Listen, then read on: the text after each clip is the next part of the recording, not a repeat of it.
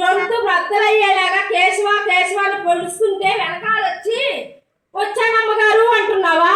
గొంతు బద్దలు అవుతుందా? బద్దలు అవట్లేదండి. బద్దలు అవడం గొంతుతో మాట్లాడుతున్నారు కదా, చెప్పండి.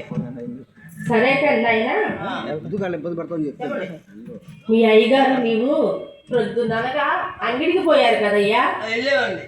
పొయ్యి మీదకి గింజలు లేవు, పొయ్యి కిందకి కట్టెలు లేవు అయినా. ఎందుకండి పొయ్యి ఆపుకొని కూర్చున్నాను అయినా. వెలుగుతుంది నాయన. మనం పరువుల్ని అప్పడకూడదు, పరువుని అప్పడకూడదు. మీ తమరాగిళ్ళు పేదలు ఎత్తున్నారు కదా, అంటారా? సరే కన్నా అయినా మీ అయ్యగారు ఏమేమి కూరగాయలు పంపించారు చెప్పంటారా? చెప్పు. దొండకాయలు.